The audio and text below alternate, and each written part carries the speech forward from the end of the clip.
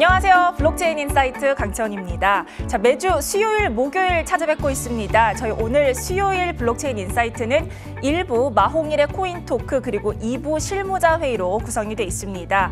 자, 우선 1부 마홍일의 코인 토크에서는요, 이 암호화폐 시장, 블록체인 업계 처음 입문하시는 입문자 여러분들을 위해서 친절한 마홍일 대표가 나섭니다. 여러분들의 길잡이 역할을 톡톡히 해드리게 될 거고요. 자, 2부 실무자 회의에서는 업계 최전방에 계시는 전문가 두 분을 모시고 저희가 이슈에 대해서 심층 분석해보는 시간 가져보도록 하겠습니다. 자, 그럼 블록체인의 모든 것, 블록체인 인사이트 지금부터 시작합니다.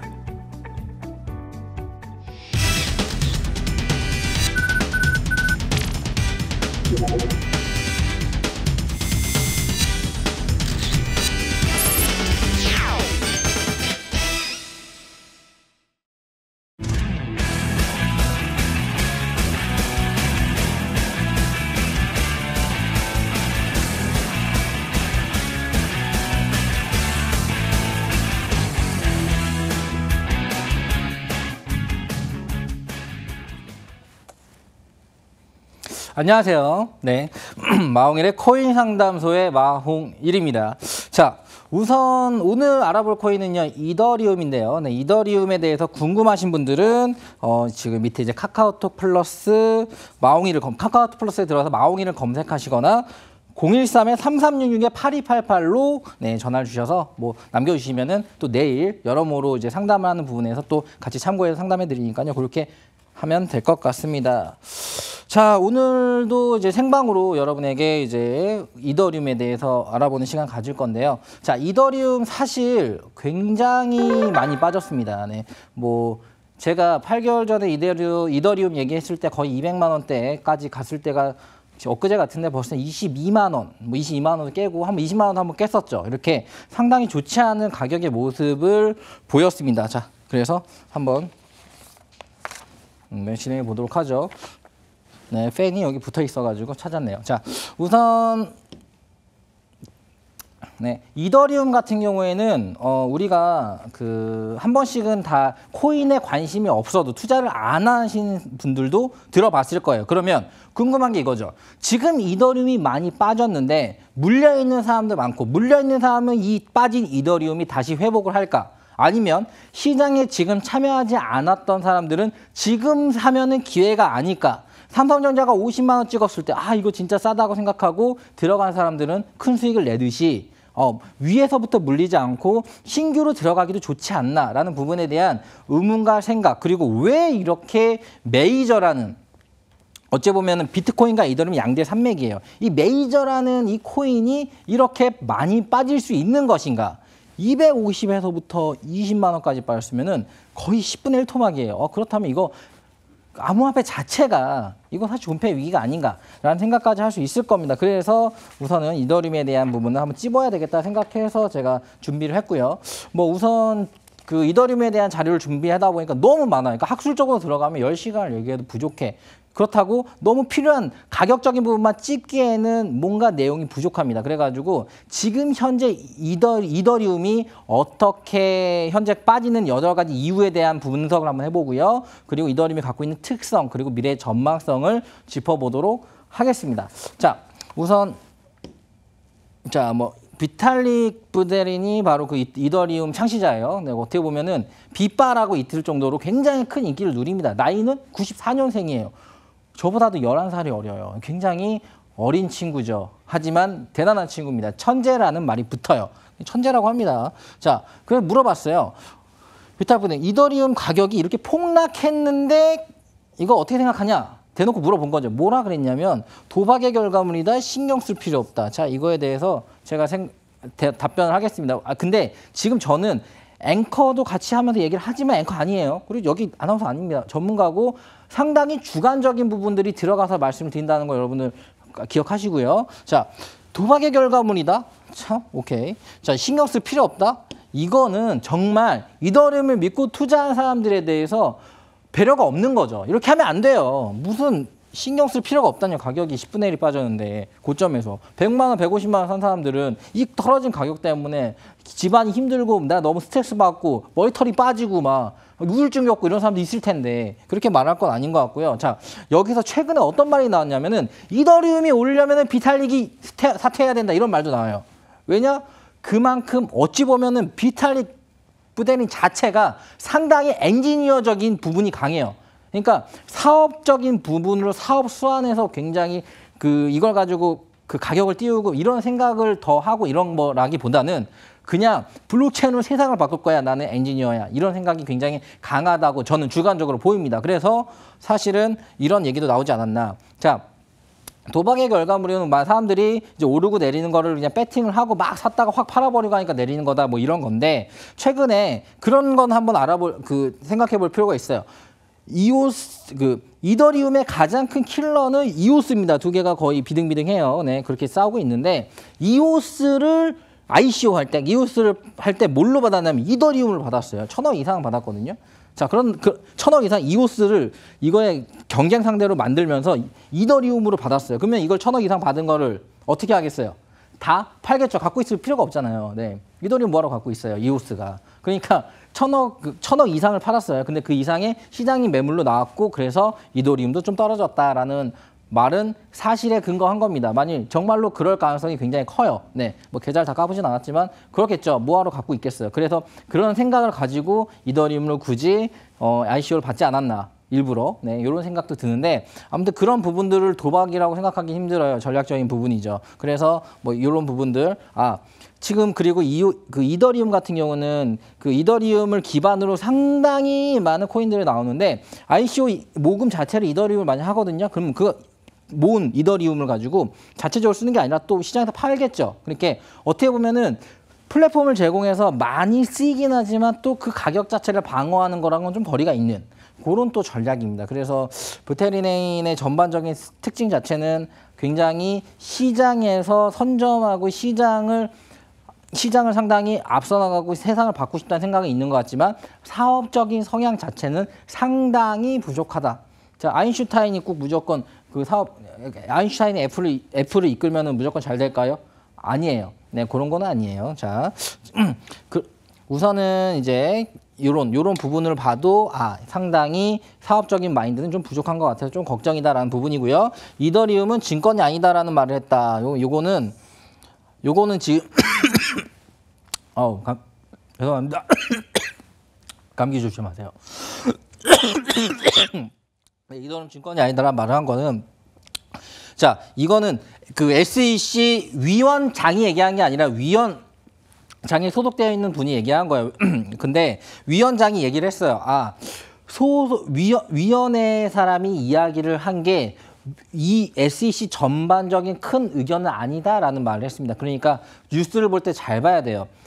여기 그러니까 예를 들어서 미국 같은 경우에 페드 같은 경우에는 앨런이 얘기했는지 아니면 거기에 있는 페드에 소속되어 있는 위원 중에 한 명이 얘기를 했는지 이걸 잘 봐야 되는데 지금 이더리움 같은 경우에 한번 증권이 아니다라고 얘기를 했는데 이 위원장의 의견이 아니다. 이 SEC의 의견이 아니다라는 번복이 있었습니다. 이런 부분들은 뉴스를 볼 때 잘 봐야 된다.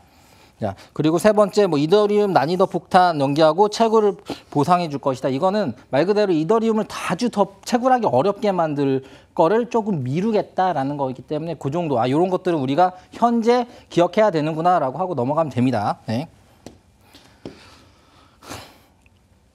자, 지금 비탈릭인데 지금 이게 언제냐면 작년 6월이에요. 6월 달에 비탈릭이 죽었다는 소식이 들었어요. 이게 찌라시죠. 지금 살아있으니까. 죽었다는 소식이 들리고 그리고 나서 이더리움이 이게 30% 빠졌어요. 쭉. 네. 30%가 빠졌어요. 그 다음에 그때 나온 사진이에요. 나 살아있다고. 네. 그런데 그만큼 지금 비탈릭 부테린이 빠져야지 이더리움이 오른다는 사람이 있는가 하면 비탈릭 부테린 자체가 굉장히 상징적이기 때문에 없으면 안 된다라는 의견도 있죠. 자.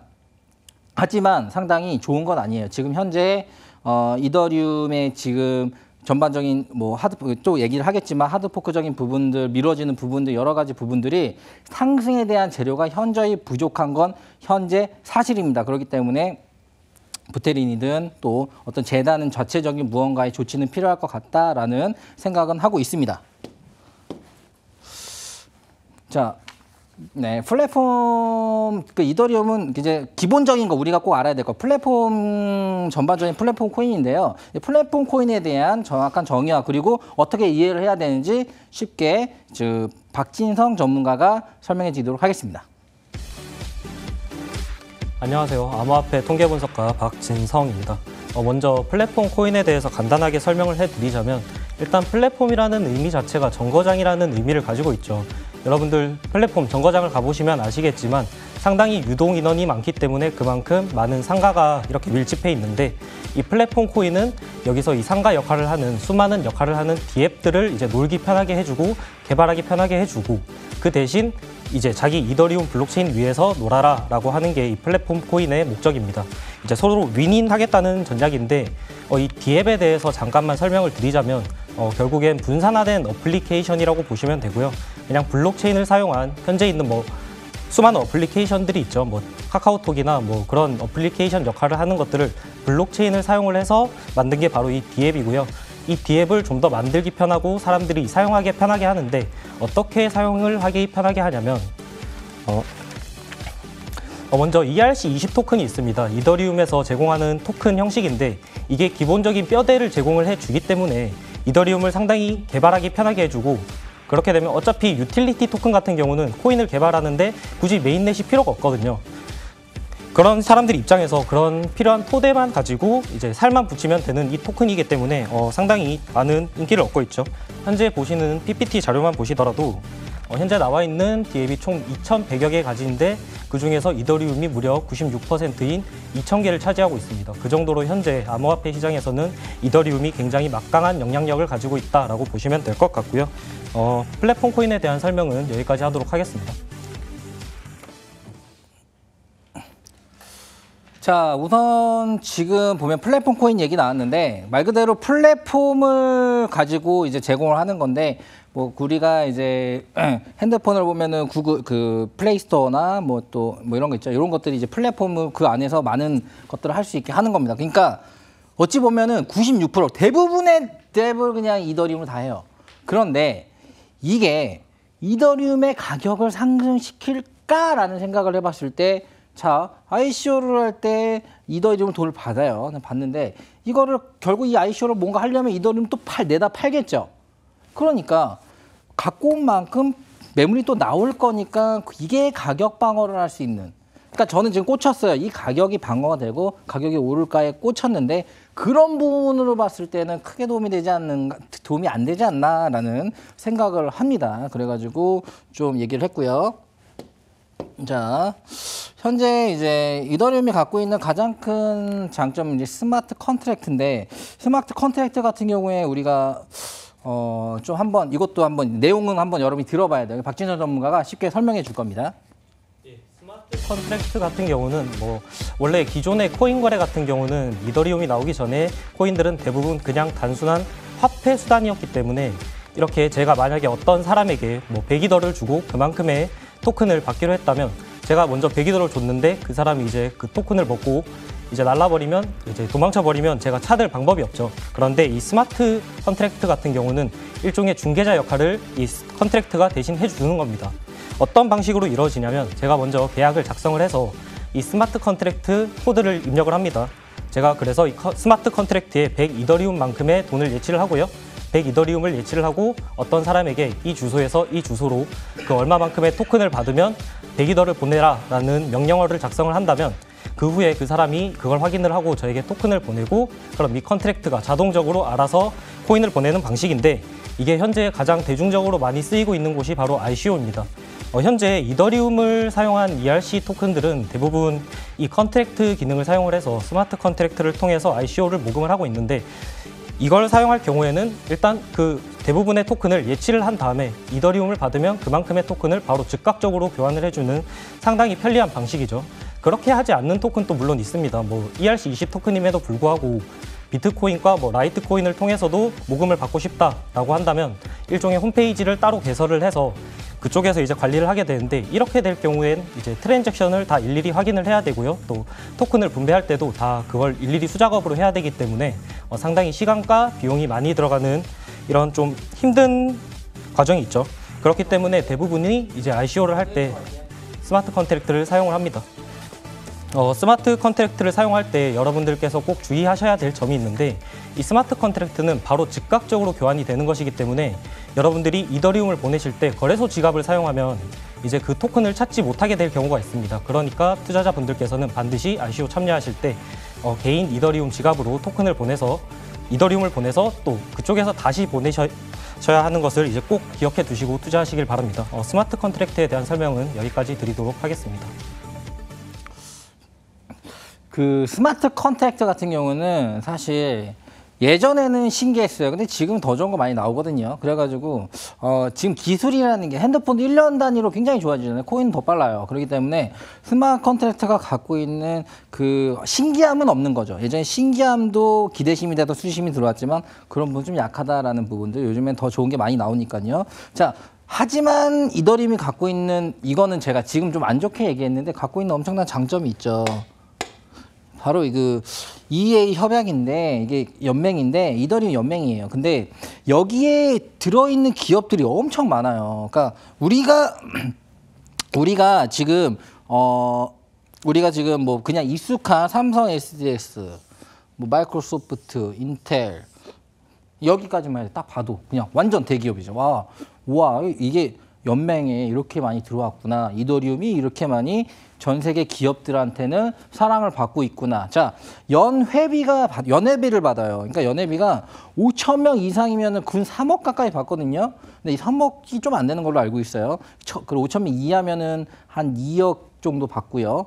상당히 어찌 보면은 뭐 적은 그 연회비는 아니에요. 하지만 이더리움이 갖고 있는 기술적인 부분들 그리고 시장에서 현재 점유하고 있는 네임 밸류적인 부분들 그리고 그 기술의 발전이 나올 만한 무언가 가능성적인 부분들은 사실 배우려고 하는 기업들은 상당히 많고 현재 이더리움이 갖고 있는 가장 큰 힘은 EA가 아닌가라는 생각이 들어요. 그만큼 여기에 많은 기업들이 그 회비를 내고 그 안에서 기술을 주고받고 기술을 발전시키고 그걸 가지고 무언가 활용하고 그러면서 이더리움 재단 자체가 상당히 영향력을 발휘하고 있긴 합니다. 이 부분들은 우리가 꼭 기억해야 될 필요가 있어요. 이렇게 마이크로소프트, 인텔, 이런 기업들 하나하나가 다 자체적인 블랙체인을 만들어도 손색이 없을 정도의 많은 인재들과 기술력을 갖고 있는 곳이지만 왜 이더리움 재단에 들어가서 이렇게 연회비를 내면서 활동을 할까라는 부분은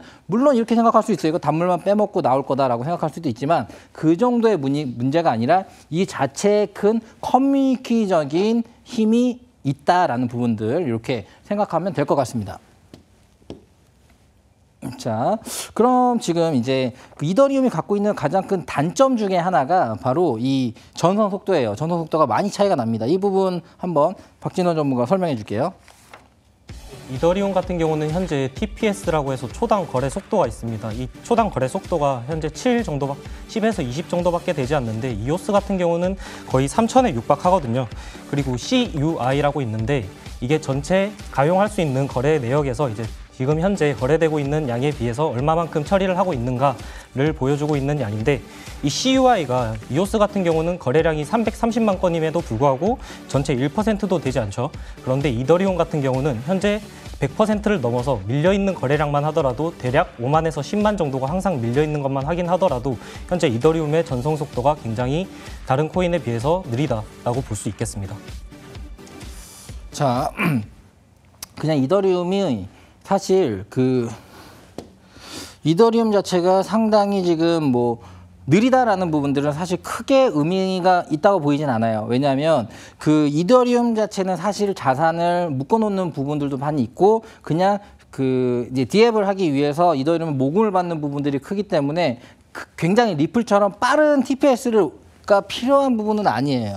하지만 그 비탈릭 부데리는 이 TPS에 엄청 집착을 하고 있어요. 이걸 빠르게 만들기 위해서 뭐 어떤 조치도 하겠다. 그리고 현재 POW 방식에서 POX, 그러니까 채굴 방식이 갖고 있는 좋지 않은 점이 있어요. 왜냐하면 채굴을 많이 해버리면은 이 코인을 가지고 코인의 왕이 돼버리는 거죠. 뭔가 이제 블록체인으로 세상 사람들이 뭔가 공평한 무언가의 권리를 주장을 하려고 했는데 그 약간 채굴자들, 대량 채굴자들이 채굴 많이 해서 그 사람들이 왕이 돼서 상당히 가격을 조장하고 이런 부분들을 탈피하기 위해서 POS, 지분 증명 방식으로 바꾸어가는 이런 과정인데, 자, 제가 말하지만 앞으로의 미래를 제가 생각을 해볼게요. 앞으로의 미래는 그 채굴 방식보다는 발행 방식, 그리고 상당히 많이 그 이런 인프라를 가지고 커질 수 있는 그런 코인들, 그런 부분에서 네임밸류는 이더리움 따라갈 거 없죠. 네임밸류는. 그리고 상당히 많은 디앱으로 인해 가지고 그 디앱을 통한 여러 가지 인프라도 따라갈 데가 없어요. 하지만 가격이 많이 내려왔어요. 그런데 저는 비탈릭한테 한마디 하고 싶어요. 정말 사업적인 부분들에 대한 머리를 조금 더 써서 EEA 재단을 조금 더 발전시켜서 무언가 시장에다가 그냥 뭐 실망감이 아니라 뭔가 사업적인 비즈니스적인 부분을 씹어준다면은 상당히 큰 폭의 자금과 돈이 흘러서 큰 폭의 상승이 나올 것 같은데 지금 그런 부분 좀 아쉽습니다. 하지만 지금 22만 원 라인 하고 있는데 이 부분은 사실 3개월 동안 횡보를 하고 있는 건 어떻게 생각하냐면 그만큼 어느 정도 매집 세력이 들어오고 있다고는 보이거든요. 그렇기 때문에 지금 가격은 저점으로 확실히 보긴 봐요. 하지만 어느 정도 급등을 해야 될지는 조금 더 고민해야 될 필요가 있습니다. 하지만 지금 저점으로 보는 건 확실합니다. 이게 이더리움이 사실 상당히 현재는 저평가되어 있는 건 맞아요. 다른 코인과 비교했을 때. 자, 그런 부분. 그리고 이 전송 속도는 크게 중요하지 않다고 저는 주관적으로 생각합니다. 현재 이더리움이 갖고 있는 장점 안에서는요. 자, 지금 뭐 스마트 컨트랙트의 불안정성에 대한 부분들도 있는데 이 부분은 사실 그 다오 사태가 있어요. 그 부분에 대한 이야기를 한번 들으면서 한번 잡고 나갈 필요가 있을 것 같아요. 박진성 전문가가 한번 설명해 주도록 하겠습니다. 예, 스마트 컨트랙트에 대해서 아까 전에 간단히 설명을 드렸었는데요. 이 스마트 컨트랙트가 제대로 코딩만 된다면 굉장히 빠르고 또 사람들이 이용하기 쉽게 사용이 가능하지만 결국 이 코딩을 사람이 직접 이제 작성을 하기 때문에 이 코딩이 불안전하게 된다면 이제 이것도 블록체인 상에서 이제 굉장히 큰 이제 위험을 발생하게 합니다.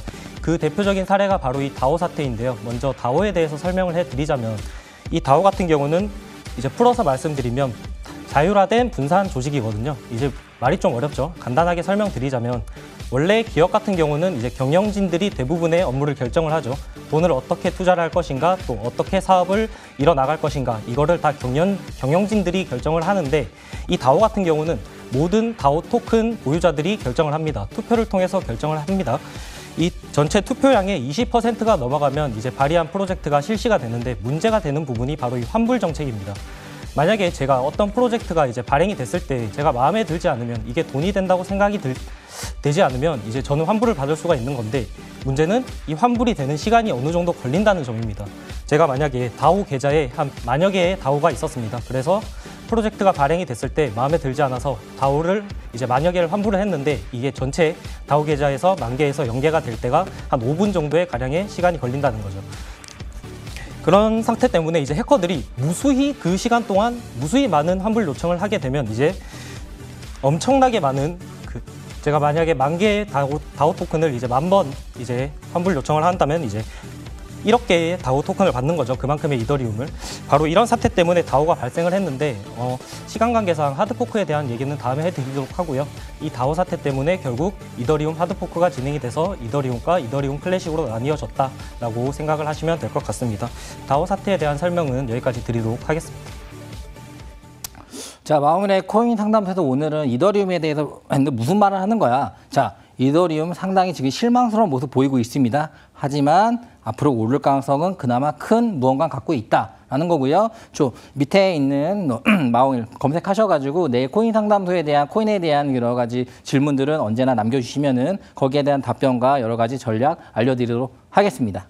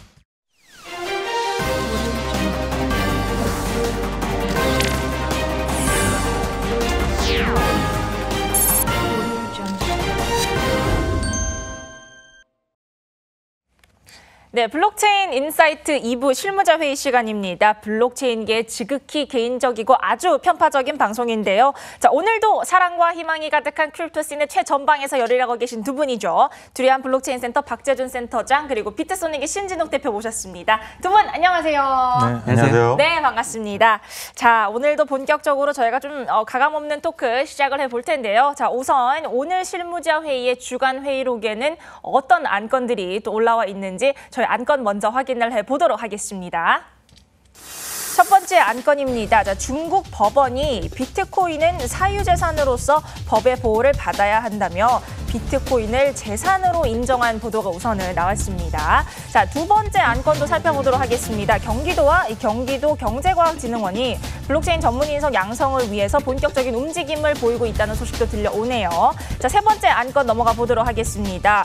한국조폐공사가 이 블록체인 기반의 모바일 상품권을 내년 초에 출시한다고 밝혔습니다. 자, 마지막 안건은요.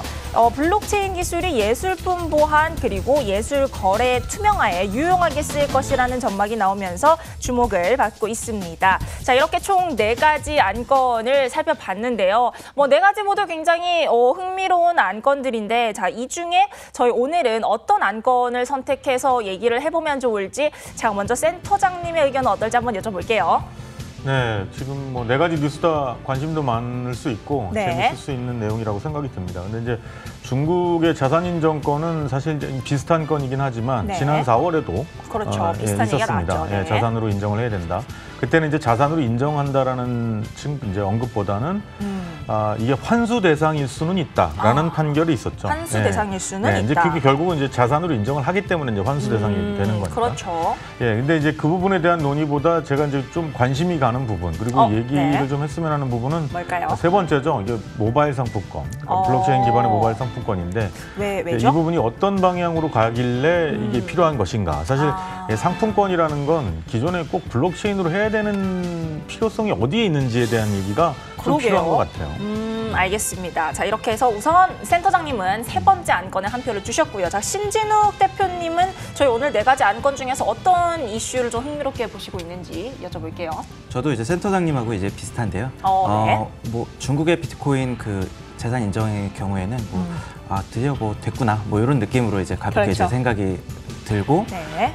저희는 이제 거래소를 운영하기 때문에 앞으로 실생활에서 이 상품권들이 유통을 할 때 거래소들이 어느 정도 역할을 할 수 있을지에 대해서 좀 관심을 갖고 있습니다. 그래서 네. 세 번째 주제가 좋지 않나 생각합니다. 예. 네, 이렇게 뭐 두 분 의견을 취합을 해보니까 아무래도 세 번째 안건으로 좀 몰리는 것 같은데, 자, 그럼 오늘 이 두 분께서 픽해주신 안건은요. 블록체인 모바일 상품권 출시, 현금 없는 사회의 전망은 이라는 안건으로 저희가 좀 본격적인 얘기를 나눠보도록 하겠습니다. 자, 그렇죠. 사실 뭐랄까 화폐 시대의 종말이라는 얘기를 많이 쓰죠. 사실 우리나라뿐만이 아니고 덴마크라든지 또 최근에 나온 보도를 살펴보면 이런 화폐에 대한 수요가 좀 떨어지기 때문에 뭐 사실 이런 이제 캐시 프리 존으로의 활성화를 하겠다 이런 본격적인 보도가 나오기도 했고, 뭐 스웨덴 같은 경우도 사실 세계에서 가장 빨리 현금이 없어지고 있는 나라라는 얘기를 듣고 있죠. 거의 국민의 절반 이상이 그 은행 통합 결제 시스템인 스위시라는 어플을 사용을 한다고 해요. 실제로 뭐 스웨덴에서는 대중교통을 이용할 때는 현금을 아예 쓰지 못하도록 그런 식으로 돼 있더라고요. 뭐 우리나라의 경우에도 이런 비슷한 움직임의 일환으로 뭐 가맹점에서 신용카드를 거부하면 벌금을 부과를 한다든지 뭐 이런 각국의 움직임들이 좀 이어지고 있는데, 사실 여기서 이제 여러 가지 문제들이 떠오르고 있는 게 뭐 이제 노년층이나 빈곤층 같은 경우는 전자결제에 좀 어려움이 있지 않겠나 하는 그런 의견들도 있고, 또 하나로 대두되는 건 바로 이 데이터가 사실 이런 식으로 현금 없는 사회로 가다 보면 이 데이터가 중앙화된 시스템에 기록이 될 수밖에 없는데, 그렇게 되면 개인정보의 유출 위험도 있고 어떻게 보면 또 국가가 이 국민을 좀 통제할 수 있는 그런 시스템이 되는 거 아니냐. 이제 이런 여러 가지 의견들이 나오고 있는 차에 또 대안으로 떠오르고 있는 게 이제 그러면 블록체인 기술을 접합을 하면 어떨까 뭐 이런 얘기들이 많이 나오고 있어요. 그래서 최근에 이제 저희가 좀 얘기를 해볼 게 이제 조폐공사에서 뭐 블록체인 기반의 모바일 상품권을 출시를 한다 이제 이런 얘기인데, 어떻게 우선 생각을 하시는지 좀 여쭤볼게요.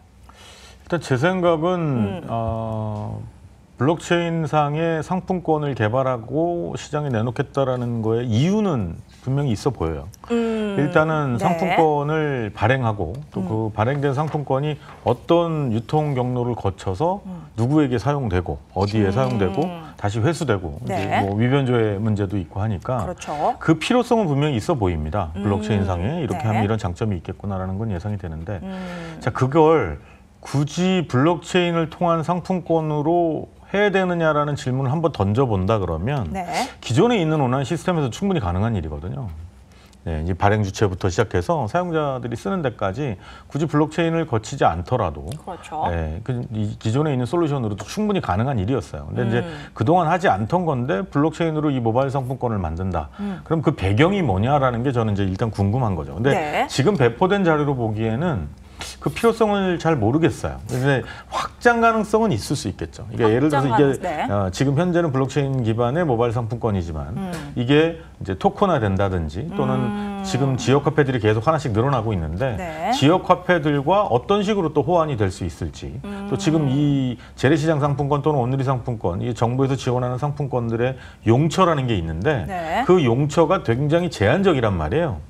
제한적이기 때문에 의미 있는 상품권이긴 하지만 그게 좀 더 활용도가 높아지고 네. 시장에서 필요한 어떤 단위가 되려고 한다면 확장성은 필요한 것 같거든요. 그래서 이제 이 부분이 네. 어떤 식으로 확장될지가 또 궁금한 상황이죠. 그렇죠. 신 대표님은 어떻게 생각하세요? 이제 저도 기본적인 생각은 동일한데요. 네. 이제 블록체인이 그러니까 현금 없는 사회를 만들 때 블록체인이 없어도 사실 할 수 있는 건데 그렇죠. 예, 블록체인을 더해서 과연 어떤 게 할 수 있는가 그렇죠. 그런 부분에 대해서는 그 약간 의구심이 들기도 하지만 그래도 뭐 정부의 이제 유관 기관이 뭐 이런 것을 하고 있다 시작했다 그런 부분에 저는 좀 의미를 더할 필요가 있지 않을까. 아마도 이게 당장 뭐 지난달에 만들어서 이제 공개한 건 아닐 거고 그렇죠. 아마도 생각보다 꽤 한 작년이나 뭐 한 1년 이상 또는 1년 내외로 이제 준비를 아마 했을 거예요. 아, 우리나라가 되게 이렇게 규제 같은 게 좀 많은 나라로 이제 알려져 있고 네. 저희도 조심하고 있지만 사실은 뒤에서 우리나라도 이런 것들을 많이 준비하고 있었구나. 네. 이런 데 좀 의미가 있지 않을까라는 생각이 듭니다. 그래서 실제로 이걸 사용하고 말고에 대해서는 이제 잘 모르겠어요. 제가 한 마디 더 보태 보면은 네. 과거에 이제 정부에서 이제 정부 지자체나 각종 기관들이 앞다투어서 이제 모바일 앱들을 다 개발했었는데 결국에 다운로드 수가 굉장히 처참했었거든요. 그래서 네. 사실은 실적을 이제 볼 때 네. 얼마가 들었고 다운로드 수가 얼마가 나왔고 이런 것들이 다 결국엔 공개가 돼서 결국엔 이제 다 이제 지탄을 받았었단 말이에요. 그래서 각 이제 그 지자체든 어디든 이제 각종 뭐 이런 조폐공사에서 만든 솔루션을 쓰던 입찰을 받아서 만들던 간에 실제로 과연 유통이 얼마나 되고 많이 쓰느냐에 대해서 나중에 다 지표로 나올 거기 때문에 그런 부분들은 좀 고려를 해가면서 이 아젠다를 취하시는 게 좋지 않을까 하는 생각은 좀 듭니다. 예. 근데 이게 지금 이제 우리가 이 모바일 상품권 얘기할 때 네. 그 사용하는 사람들 위주로 얘기가 많이 나옵니다. 그러니까 이게 사용자가 그걸 쓰는 게 좀 불편하지 않을까? 뭐 앱을 다운로드 받아서 그렇죠. 사실 네. 굉장히 불편하거든요. 그렇죠. 이제 뭐 정부에서 지급 받을 때도 그렇고 네. 정부에서 지급 받으려면 제 개인 정보가 또 오픈이 돼야 되거든요. 그렇죠. 네, 그러면 앱을 다운로드 받는데 그 앱을 통해서 이제 개인들이 그럼 연세 있으신 분들은 좀 어렵지 않을까? 어려우시죠. 이제 이런 얘기가 먼저 나와요. 근데 사실 이 상품권은 사용자들도 물론 중요하죠.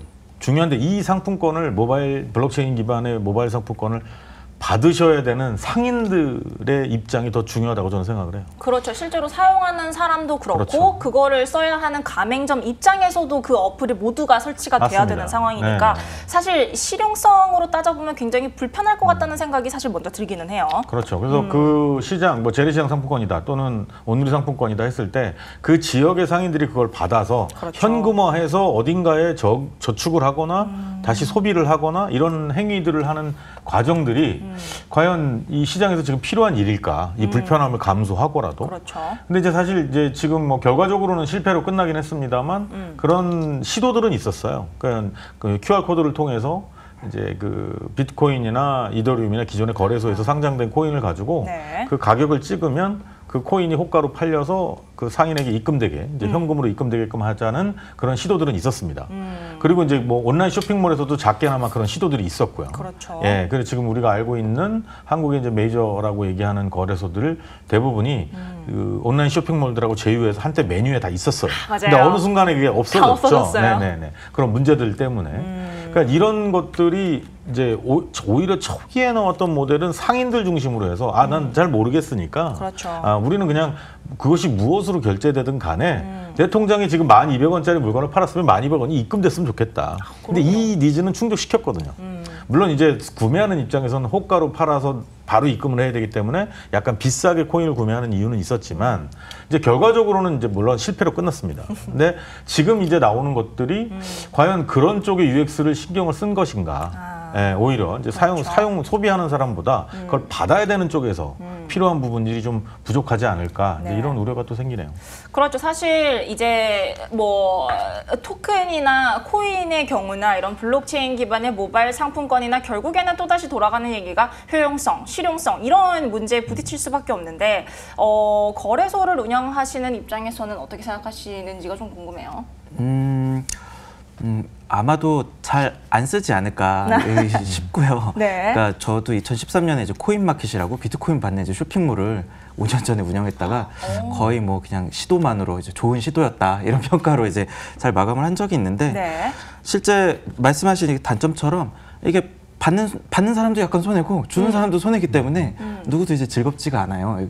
그런 부분은 근데 재미는 있죠. 처음 얼리 어답터들한테는 이제 재미있었겠지만 뭐 시장 상인분들 그런 분들 정말 100원 하나 10원 하나 이런 것도 이제 중요하고 저희도 이제 뭐 식당 하는데 굉장히 그런 거에 이제 예민하시고 이제 민감하세요. 그런 분들이 실제로 쓰기에는 굉장히 또 거리가 멀고 이 블록체인을 쓰면은 그 뒤에 기반 기술이 수수료가 이제 어떻게 나갈지 뭐 이런 것들은 이제 잘 모르겠지만 그런 부분은 카드사보다는 좀 낮긴 하더라도 결국엔 접근성도 굉장히 떨어지고 다 교육도 다시 해야 되고 그것이 또 비용이고 그런 부분이 블록체인이라는 이슈만으로 가지고 이제 세상에 이제 도움이 될까 하는 생각은 좀 굉장히 좀 많이 부정적입니다. 결국은 종이 상품권을 받아서 상인분이 받아서 그걸 어딘가로 가져가서 현금을 받는 거나 지금 이 블록체인 기반의 모바일 상품권을 받아서 다시 어딘가에 가서 정산을 받는 과정이나 상인분들 입장에서는 더 복잡해졌어요. 그럼요. 훨씬 그러니까 복잡하죠. 종이 상품권 받아서 가서 이거 상품권 내면 딱 주는 건데 지금 이제 복잡해진 거죠. 그렇죠. 결국에는 이제 아까 두 분 대표님께서 말씀하셨던 why blockchain, 그러니까 왜 블록체인이 필요한지에 대한 얘기로 다시 넘어가게 되는데 사실 뭐 이제 보도가 나온 배경을 좀 살펴보면 조폐공사의 경우나 덴마크의 경우가 이제 비슷한 게 아무래도 이 현금 없는 사회를 지향해 가는 게 이제 글로벌적인 움직임이다 보니까 뭔가 새로운 화폐에 대한 수요가 점점 줄어들고 앞으로도 이 화폐 수요가 증가할 것이라는 모멘텀이 없는 상황에서 내린 이제 고려한 결정이라는 건데 이제 국내 조폐공사 같은 경우도 역시 그런 화폐 제조 금액이 반토막이 났다 하면서 아무래도 신사업 동력을 찾고 있던 중에 이제 핀테크, 블록체인 기술을 기반으로 한 사업에 이제 뛰어들겠다 이렇게 얘기가 된 건데 사실 이 와중에 또 가장 논란이 되고 있는 건 사실 정부 지원을 받고자 하는 소규모 스타트업 기업들이 많거든요. 이 분야에. 그런데 정부, 이 공공기관이 이 사업에 뛰어들어 버리면 지금 현재 스타트업이나 이런 부분에서의 불만이랄까 이런 소리가 나올 수밖에 없거든요. 이런 논란에 대해서는 좀 어떻게 볼 수 있을까요? 그러니까 지금 이제 신 대표님도 잠깐 얘기를 하셨지만 이게 이 블록체인 기반의 모바일 상품권 또는 지금 예를 들었던 이크로나처럼 거기는 근데 이제 그 나라는 원래 현금 사용률이 2%대였어요. 이제 그러다 보니까 현금 사용률이 원래 낮아요. 그러니까 이걸 굳이 이 종이화폐를 유지할 필요가 있느냐 이제 이런 얘기가 나왔단 말이죠. 그러네요. 그래서 그러니까 우리는 가는 거지 우리가 비트코인을 선호하거나 뭐 이쪽 블록체인 생태계가 국가적으로 도입돼야 된다라고 하는 얘기는 아니었단 말이에요. 애초에 이제 그 나라의 출발이. 상황에 잘 맞는 그렇죠. 그런 그 중에 하나도 중국도 그런 나라 중에 하나입니다. 이미 중국 사람들 굉장히 많은 수가 그 작은 단위의 자전거 렌트하는 비용조차도 전부 이미 선불 상품권으로 하고 있단 말이에요. 맞아요. 종이, 돈 이런 건 안 쓴단 말이에요. 그러니까 그런 니즈가 있어서 이 시장에서 블록체인 기반 또는 토큰 여러 가지 형태로 이걸 대체하거나 개선해 나가는 노력은 맞는 얘기인데 지금 우리나라는 그렇지 않단 말이죠. 일본도 그렇습니다. 일본은 아직 현금 사용률이 굉장히 높아요. 굉장히 높아요. 네네. 그러니까 지금 이런 상황에서는 오미세고나 이런 코인들이 나온다고 하더라도 그 니즈를 충족시켜야 될 어떤 대상이 있어야 되는데 그게 좀 부족하다는 거죠. 그렇죠. 그러면 지금 모바일 상품권 내놓는 게 효용을 더 가지려면 상인들이 이걸 받아서 그 상품권을 받아서 또 어딘가에 가서 복잡한 절차를 거치는 게 아니라 또는 여기서 바꾸면서 원화로 바꾸거나 다른 어떤 화폐 수단으로 바꾸면서 생기는 수수료 개념이 아니라 이게 결국은 다른 데 가서 똑같이 쓰일 수 있어야 되거든요. 그 가치로. 자, 그러려면 뭔가 스테이블한 요소는 필요하겠죠. 근데 그렇죠. 이게 결국은 거래소로 가야 되는 이슈인 거죠. 그게 지금 당장은 블록체인 기반의 모바일 상품권이지만 네. 이게 결국은 확장성을 가지고 아까 얘기하신 것처럼 이제 뭐 플랫폼, 이오스의 플랫폼이라고 치면 이제 대비겠죠. 이제 이거에 관련된 스타트업들이 다양한 서비스들을 내놓으면서 네. 이 모바일 상품권이 결과적으로는 토큰으로 유동화도 되고 그 유동화된 그 기여를 가지고 네. 거래소를 통해서 다른 코인에 그 교환도 되고 그래서 그 코인을 받는 어떤 쇼핑몰이나 서비스를 제가 이용할 수도 있고 해외로 송금도 하고 이제 이런 기능들이 더 필요한 거죠. 그러니까 그런 확장성을 생각한다면 이건 맞는 얘기일 수 있죠. 그런 의미에서는 맞는 얘기일 수도 있을 것 같아요. 그러면 신 대표님 같은 경우는 어떻게 생각하세요? 일단 정부의 이런 시도들은 이제 다 좋다고 봐요. 그래 저의 경우에는 그렇게 생각하고요. 요건 네. 뭐 제 성향일 수도 있는데 일단 그 시장의 초기에는 순교자들이 많이 필요하잖아요. 일단 다들 이제 이게 독버섯들을 두고 먹어봐야지 이제 네. 먹으면 죽는구나를 이제 알고 네. 순교자들이 많기 때문에 정부가 이렇게 한다고 해서 이제 스타트업들이 죽는 건 아니라고 생각을 해요. 오히려 정부가 할 일은 정부가 할 일이 따로 있고 네. 스타트업들이 할 일은 스타트업이 따로 있기 때문에 정부가 어쨌든 돈을 들여서 움직이고 우리 이런 거 해도 괜찮다라는 이제 제스처라고 또 보여지고요. 그리고 정부가 하는 부분들은 앞으로 뭐 예를 들어서 대기업의 상품권이라든지 뭐 너네 어떻게 이게 발행되고 있는지 인지를 뭐 속이는지 뭐 발행량이 어떻게 되는지 모르니까 조폐공사의 솔루션을 이용해서 디지털부터 시작해서 해라라든지 그런 부분은 또 따로 정해져 있을 것 같고요. 그런데 이거는 약간 시흥시 뭐에 적용되는 거긴 한데 네. 그런 부분이 또 따로 있을 것 같고 스타트업이 할 수 있는 일은 또 스타트업이 또 따로 할 수 있을 테니까 오히려 저는 아예 없었던 거보다 시도가 아예 없었던 거보다 지금이 훨씬 좋지 않나 그렇죠. 하는 생각이 듭니다. 근데 이제 이런 게 있죠. 그러니까 과도기 모델이라고 한다면, 그러니까 이제 뭐 스텔라라는 코인처럼 이제 그 코인은 상품권에 접근하긴 했지만 이런 거죠. 그러니까 글로벌하게 이 상품권을 이미 유통하고 있는 회사와 이 코인을 하는 회사가 연계했단 말이에요. 그래서 자기네들이 직접 상품권을 발행하거나 추적하거나 이렇게 하는 트래피킹하고 결산하는 시스템을 갖추지 않고 기존의 오프라인의 상품권을 유통하는 글로벌 회사와 이제 협력이 돼서 그러면 예를 들어서 이제 외국인 근로자가 그 나라에서 월급 받은 걸 그 현지의 은행에서 다시 수입 기관을 통해서 말레이시아라 그러면 말레이시아에 있는 로컬 은행으로 또 가면서 굉장히 많은 시간과 수수료가 들어가는데 이 글로벌 상품권에서 제휴를 하니까 이 토큰으로 받아서 바꿔서 보내면 그 상품권 회사에서 말레이시아 현지에 있는 가족에게 그 나라에서 쓸 수 있는 상품권으로 보내준단 말이죠.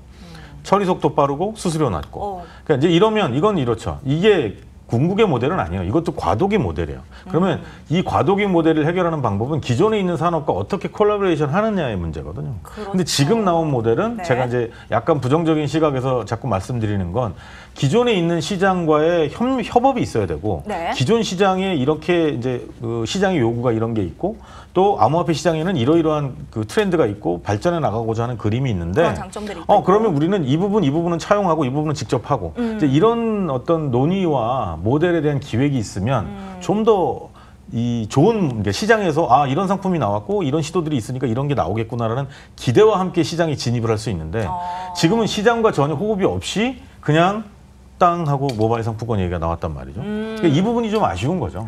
네. 그렇죠. 그런 부분에 대해서 사실 그렇죠. 기존 시장과의 협력, 사실 중국 같은 경우도 뭐 이미 2013년부터 이제 중국의 조폐공사의 경우에는 민간 기업과 함께 협력을 해가면서 이제 수익을 내고 있는 뭐 그런 상황인 것 같은데 그런 의미에서 우리나라 같은 경우는 아까 말씀하셨다시피 자 그런 문제랄까 이슈들을 직면하고 있는 상황에서 어떤 식으로 풀어 나가야 할지에 대한 의견들은 좀 어떠실까요?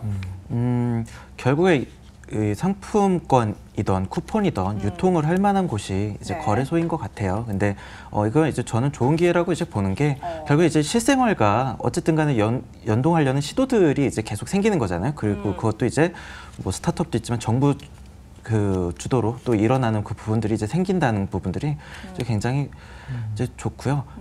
여태까지는 실생활의 접점이 조금 적었지만 이제 접점이 좀 열리고 시장 상인들도 거래소를 이제 찾게 되고 이런 부분에서 새로운 사람들이 참 많이 유입되겠구나 이런 부분에 대해서는 되게 긍정적이라고 이제 생각합니다. 뭐 같은 맥락에서 이제 같이 나왔던 얘기 중에 이제 뭐 블록체인 기반, 이 정부가 이제 블록체인 기반의 그 콤스코라는 신뢰 플랫폼을 구축을 하겠다, 뭐 이런 얘기도 이제 같이 모바일 상품권과 나오고 있는데 이 부분에 대해서는 또 어떻게 생각하시나요?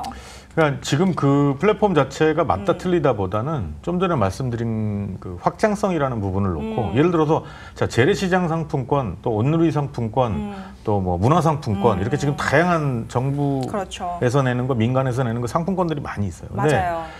뭐 아이들 키우는 바우처도 있고요. 근데 이런 모든 것들이 사실은 토큰으로 충분히 전환해서 사용하기에 용이한 영역이에요. 굉장히 명확하고 누가 이제 이것도 이 아이들 키우는 바우처도 부정 사용이 되게 많단 말이에요.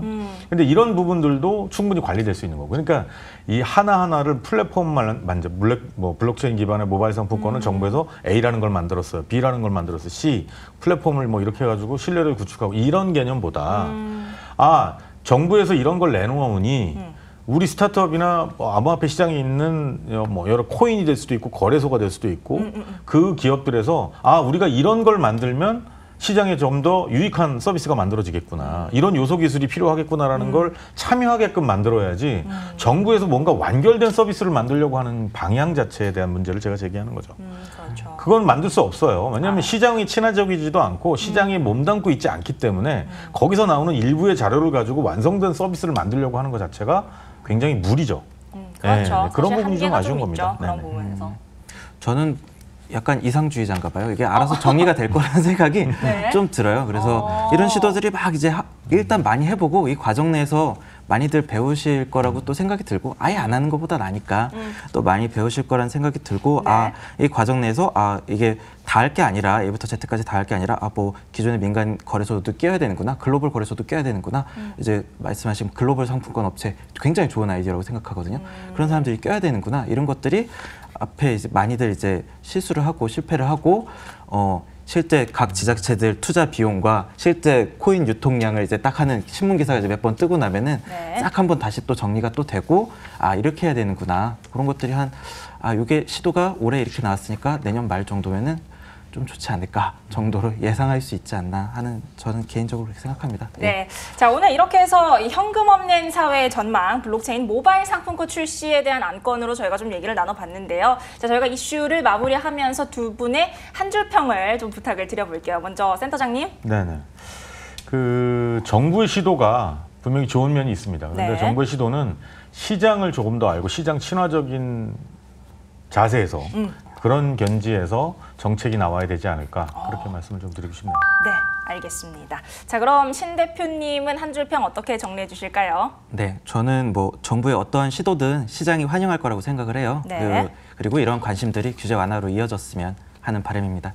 네, 이렇게 글로벌리 현금 없는 사회로의 움직임 속에서 블록체인 기술의 역할의 확장성에 한번 기대를 걸어보겠습니다. 네, 지금까지 오늘의 안건 현금 없는 사회 전망에 대해서 두 분과 함께 얘기를 나눠봤습니다. 오늘 두 분 감사합니다.